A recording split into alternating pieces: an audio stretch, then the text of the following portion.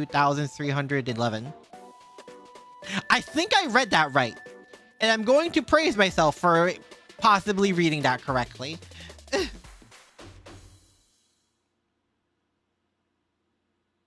So got a stealth sequel in the same universe.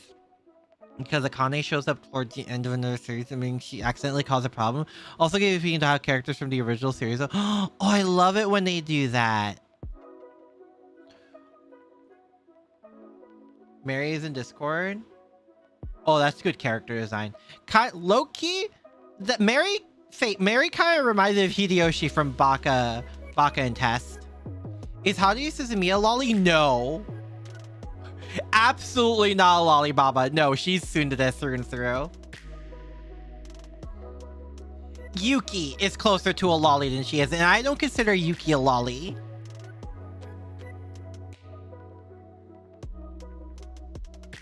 Character woman, she has that number of skills and abilities. Oh. Not her age. Honto. Also has 12 quadrillion different powers. Gets a bit absurd halfway through. A bit? What is the most amusing way we have seen a character a death flag? Amusing? I'm not sure. The meme that happened because of how often it shows up, the mom hairstyle. You know what I'm talking about.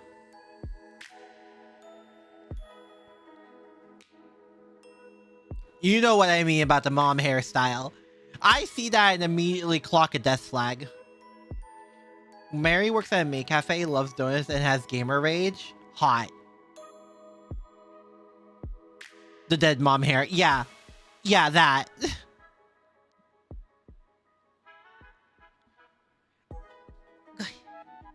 Funny that even Fate Go pulled that one off. God. No, Nozomi had it in one of the Blue Archive arts and everyone freaked out. Check Summer Kiseki. Don't tell me she has that hairstyle.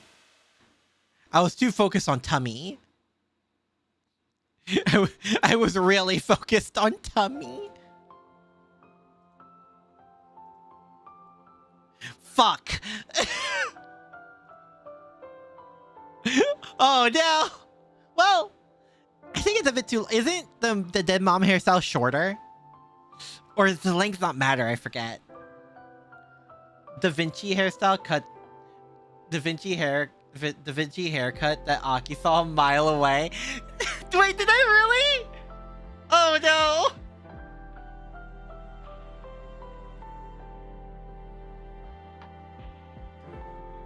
I don't know if I did.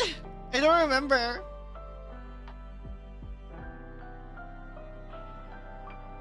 The fact that there are now 2 characters with a hairstyle in Blue Archive is highly concerning.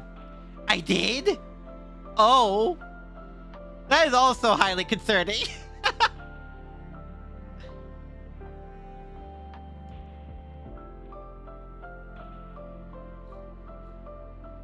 Oh my god.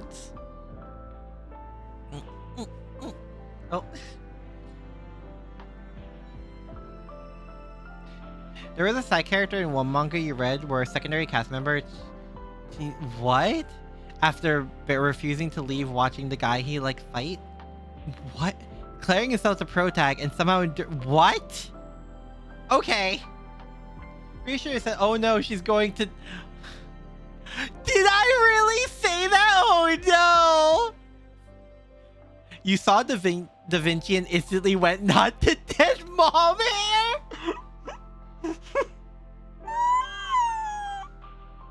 Oh no!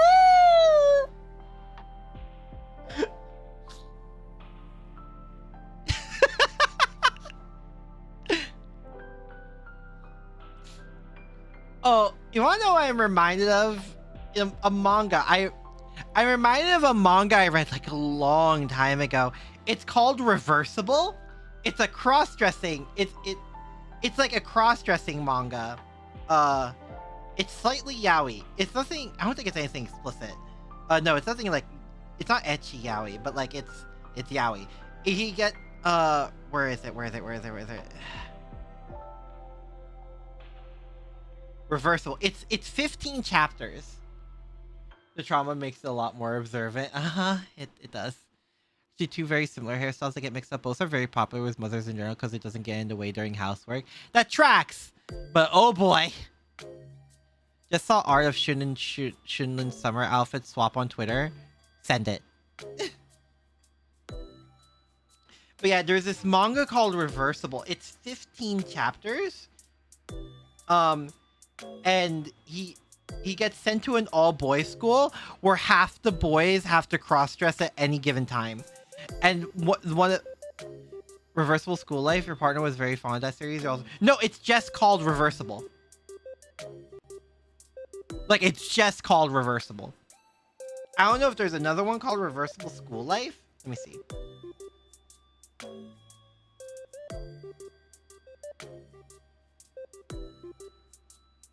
Reversible.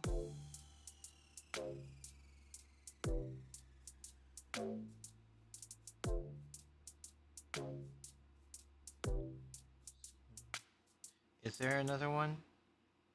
I don't see it. Remember a series with the exact same premise called Reversal? Is that a Mandala Effect? Maybe. Hold on, I want to see this first from the... Let's go! Nice. Hold on, let me open up my anime list. And I could show you. Chotto mate.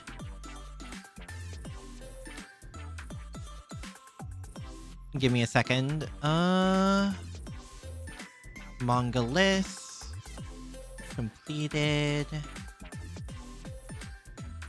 There you go. Bum, bum, bum, bum.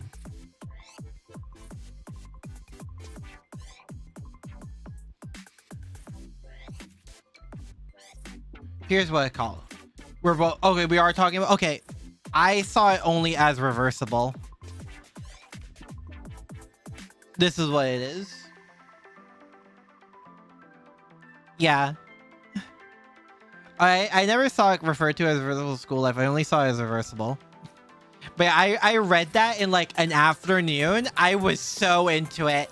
I loved it so much. I thought both characters were adorable, and I wanted them both, like, in my bed. Have I seen the new Shenhaijing NPCs? I think I have. I saw other images on Twitter. I'm not sure if they're who you're referring to. What's the JP name?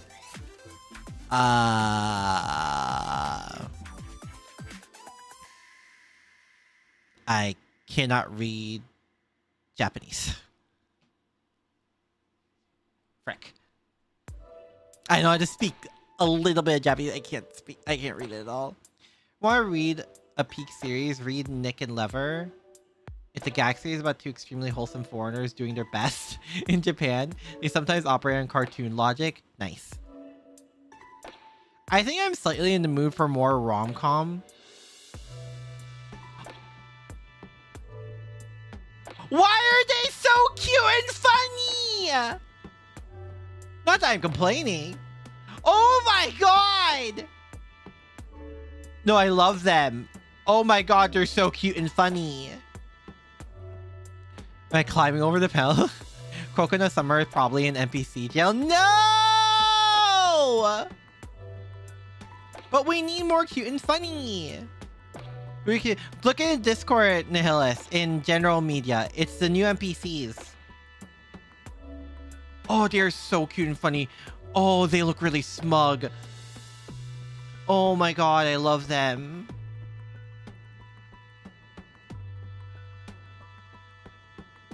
My god.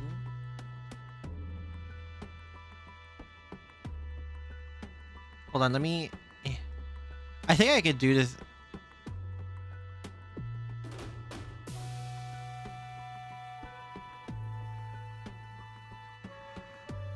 You want coconut swimsuit? Oh yeah, I think someone referred to coconut swimsuit as like kind of dangerous for her age, which makes it even better.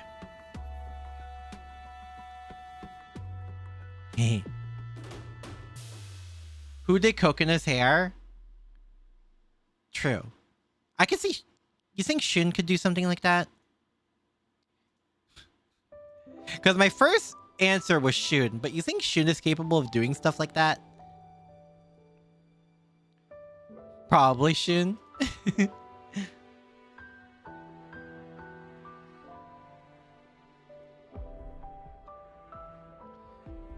Huh. Who knows? Cover one more series, but the ending was so perfect you feel conflicted. Oh, that's... Yeah. Yeah, if you get that perfect ending but still feel that desire to want more, it gets really because so many things... I've read a lot of manga and stuff that are like... that ends off perfectly, but I'm like, no, I want to see more of them though. That's how I felt with like Ouran High School Host Club. I wanted more. Oh, that's a very interesting cover, Strawberry. Shin gives mother energy. She probably knows how to do the hair of her young students. Well, I can have it go from mother energy to just mother. Pandora Hearts. Oh, I think I've heard of Pandora Hearts. As for Roncar, have you ever heard of Boarding School Juliet? No. Let me see this. Boarding School... Juliet?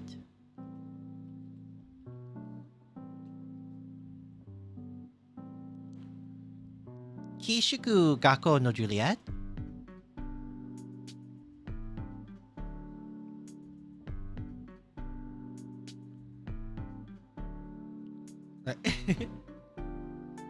Pandora Hearts is your all-time favorite manga, up there with Senkareya. My favorite will forever be Haruhi Suzumiya. I'm too attached. I have the hardcover light novels for a reason.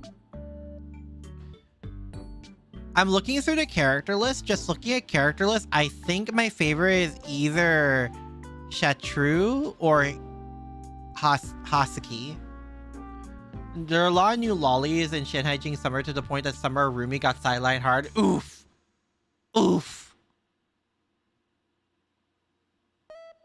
Yeah, I'm just looking at the facial. character list. Oh, there's a couple of them that are like really good though.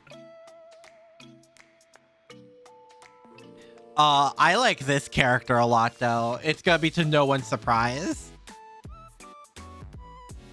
It is a fun series. Unfortunately, anime never got a second season, which is when it got really good in the manga. That reminds me of like, I'm gonna have this character. That reminds me of Haruhi. Low-key reminds me, for as well as Haruhi did anime-wise, and it did really well, obviously, it stopped right before Haruhi actually got her character development. Because I believe it's the very next arc is the Mountain Syndrome one, where Yuki gets sick, and we actually see Haruhi's motherly and caring side about her. And I think it was during that same arc, or at least the same book, that Kyon calls Haruhi the fuck out about her behavior towards Mikuru. And after that, she actually starts treating Mikuru as like a person instead of like a toy. So it's just kind of sad. There's like the Haruhi anime stops right before Haruhi actually gets character development and like improves as a character. I think it would have said a lot about like, I think it would have solved a lot of people's issue with Haruhi actually seeing her like, oh, I don't know, consequences to her actions, which is really sad. And this is coming from someone whose favorite character is Yuki. I love that we got this appearance and everything. I absolutely adore Yuki. I love her so much. Very much waifu material. But it's just really sad that the anime stops right before the titular character actually gets her development. The original run of Rama 1.5 ends on the episode when Rama reunites with his mother. There was so much more the anime could have done too. Damn. Yeah, it just really sucks when the titular character actually... it stops right before they actually get like character development. But yeah, she's my favorite. Looking at the others, they're also really cute and funny. One of the best arcs for boarding school Juliet is the election race war arc, as you nickname. Introduces a very interesting character as a villain. Honto. Oh, these two characters are very cute and funny. What the hell? These two characters are very cute and funny. Oh, I like these two a lot too, but I think she's my favorite.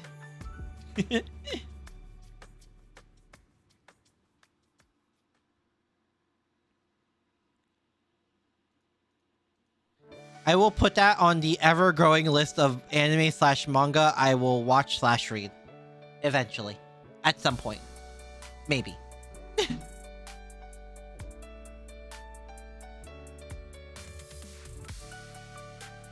Man. I mean, well, at least Haruhi is still continuing somewhat.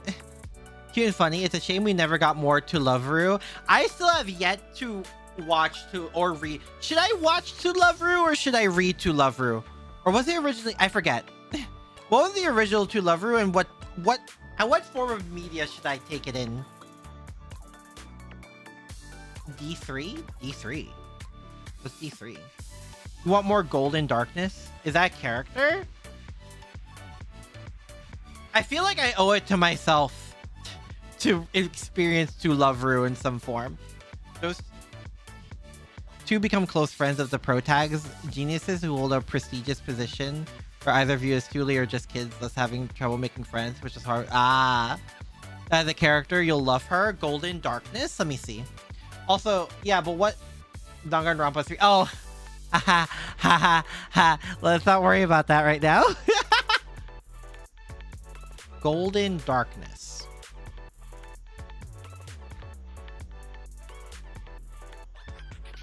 Oh! Oh! Oh, she's... Oh! More known as Konjiki no Yami, usually Yami.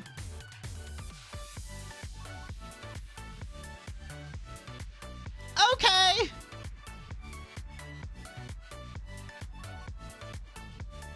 I understand. No, oh my god. I understand.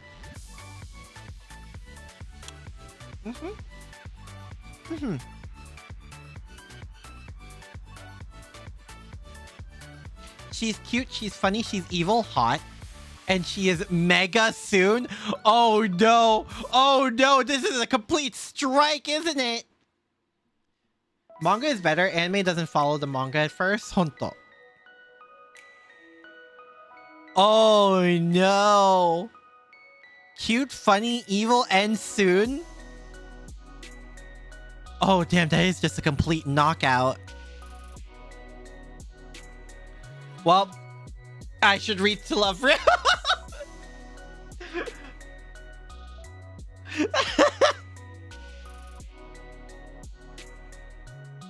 I should read To Love Real. Uh-oh. Kotegawa? Oh no.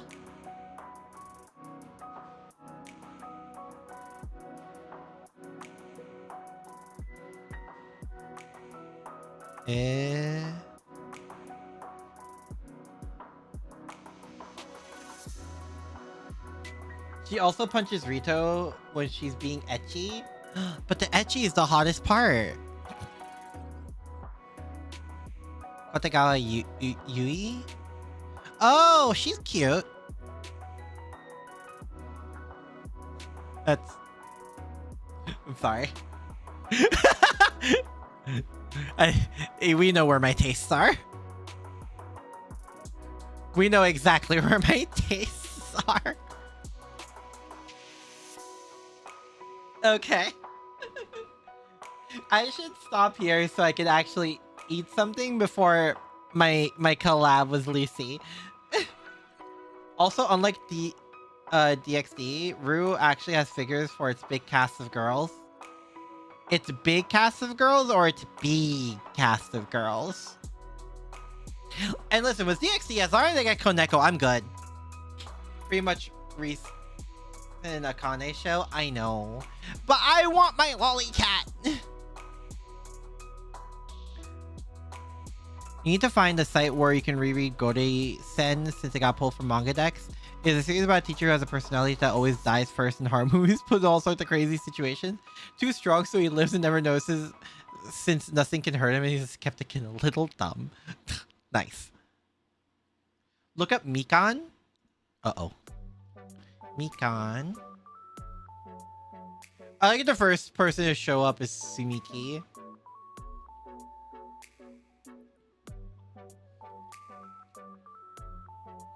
To be fair, in To Love Ru, Tearju Sensei is your favorite. Tearju?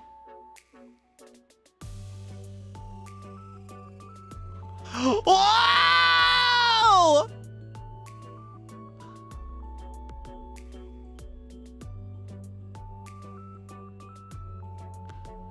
Yeah, I should read To Love Ru. Oh, I should read To Love Ru. Let's go! Or a whole. Tearju is Yami's mother. Can I have the mother-daughter threesome? I'm sorry. I'm sorry.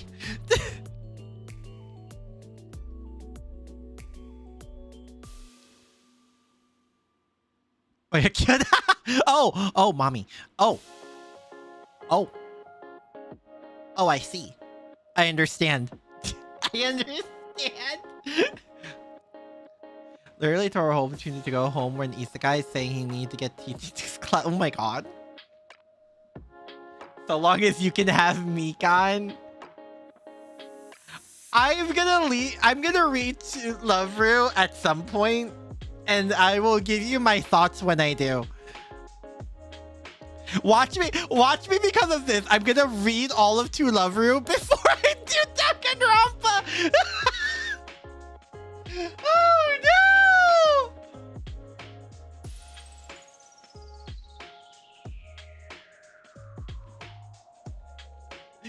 Oh no! Okay, just stop. Oh no! We're ruining Aki, or is it fixing? You cannot tell. You are Strawberry, let's be so real. There is no fixing me. There's only making me worse. There is no such thing as fixing me. If I If I find a good source for the manga, please share. You only ever watch the anime, want to get back to it? Honto. Hi! Is it not just on Manga Dex? That's usually where I go. That's why I have a bunch of manga saved, actually. I'm not gonna lie. Hey.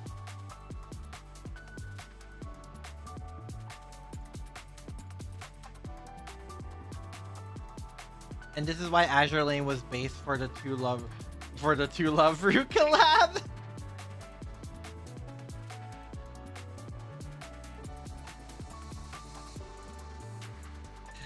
I have not touched Azure Lane since the Data Live. Oh, aren't they releasing a figure of Kudami based on that? Nice. Okay, we're gonna leave on that note. I'm gonna go get some food or something. I'll see you guys next time, okay? Oh, hi there, Snake. Hello. I'm about to leave. Hi, I hope you like it. I like doing this for just chat, more relaxed streams, which ended up only being just chatting streams so far. But maybe I'll play a relaxing game sometime on stream and I'll wear this. Is pretty popular. Usually checked Manga Buddy. Hold on, I'm gonna keep going just so I can hear you guys' suggestions for stuff. That's a new one for me. Okay. I also need to catch up on Black Butler as well. You just got here. There's always the VOD, Zero Snake.